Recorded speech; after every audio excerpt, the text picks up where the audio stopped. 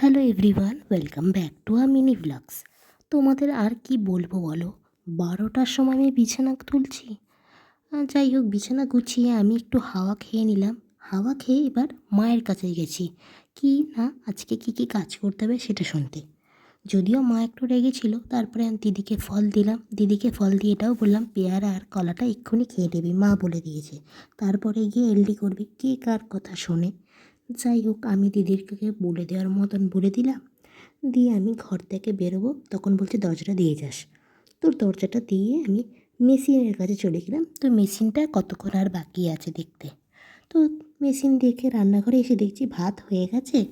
তার মধ্যে কুকারে যে ভাজতে দিয়েছিলাম সেটাও হয়ে এসছে। মাকে দেখলাম মা কী কাজ করছে। তো মাকে দেখেছো, একটু রেগেছিল অল্প। তো এখানে বেগুনটা রয়েছে আর এদিকে তরকারি রয়েছে। আমি খাবো হচ্ছে আজকে আলু সিদ্ধ আর ভাত আর ডাল। তো দিদির জন্য সোয়াবিনের তরকারি হয়েছে আর এখানে পাপার তরকারি রাখা আছে। দিদি নিয়ে যাচ্ছিলো ভাতটা। তো দুপুরবেলা কী ঘটনা ঘটেছে, দিদিকে বসিয়ে রেখেছিলাম আমার জন্য। সববার খাওয়া গেছে। মায়ের যেহেতু উপোস ছিল তাই জন্য চিড়ে মুরগি খেয়েছে, আজকে ঠান্ডার উপোস। তো আমি ভাত খেয়ে যাচ্ছি, দিদিকে বসিয়েই রেখেছি। আমার আর খাওয়া শেষ হয় না। দিদির খাওয়া হয়ে গেছে, পাপা খেয়ে উপরে উঠে পড়লো। আমার আর খাওয়া শেষ হয় না, সেই নিয়ে হাসাহাসি হচ্ছে। দিদি বলছে তোর জন্য আমি খালি বোকা বেনে যাই। যাই হোক, দিদিকে বলছি তুই বসে থাকি আমার যতক্ষণ না খাওয়া হচ্ছে। সন্ধেবেলা চা করতে চলে এসেছি আর চা হয়ে গেছে কমপ্লিট। এখানে মায়ের আমার দিদির চা করেছি, মায়ের সেকেন্ড টাইম। আর এখানে দেখো রোজকার মতন বেসিনের কী অবস্থা, আর আমি এটা নিয়ে খেলা করছি। তো যাই হোক, চা তো কমপ্লিট হয়ে গেছে, দিদিকে চা দিয়ে দিয়েছি।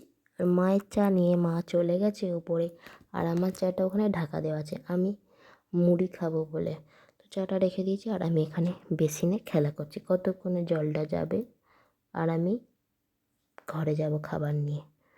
কিছুই না, আমি খেলেই যাব এখানে।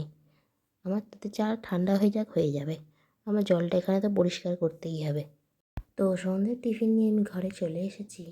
আর টিফিন খেয়ে তোমাদের সঙ্গে আমি পরে কথা বলবো। আর টিফিনটা আমার মারাত্মক করেছি।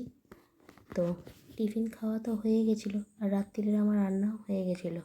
পায়ে প্রচুর যন্ত্রণা জানো আমার, পায়ে নখ বসে গেছে কিছু করে। কী আর করবো, পায়ের জন্য আমাকে একটু গরম জল করতে হবে। তারপরে আমি দিদির ঘরে এসেছি। দিদি আমাকে বললে একটু এলডিগুলো একটু গুছিয়ে দিবি। আমি তো কালকে তোর সঙ্গে বসে বসে বাদ বাকিটা করা হলো, তো সেগুলো একটু পাট পাট করে ভাগ করে দিবি। এরকম কোথায় আছে। তার আগে আমাকে এই দুটো পেন বলছে, এই দুটো পেনের মধ্যে যে কোনো একটা আমাকে পেন দে না, কালই শেষ হয়ে যায় আমি যেটা দিয়ে লিখছি। এনে ধর। যাই হোক, আমি তোকে পেন দিয়ে দিয়েছি। আর এতগুলো এলডির মধ্যে আমাকে বলছে যে এখানে ক্লাস 7 আর 8 10টা 10টা করে ভাগ কর। নাম ঠিক আছে, ক্লাস 7-এর আর ক্লাস 8-এর 10টা 10টা করে ভাগ করবো, তো ব্যাস তাহলেই হয়ে যাবে।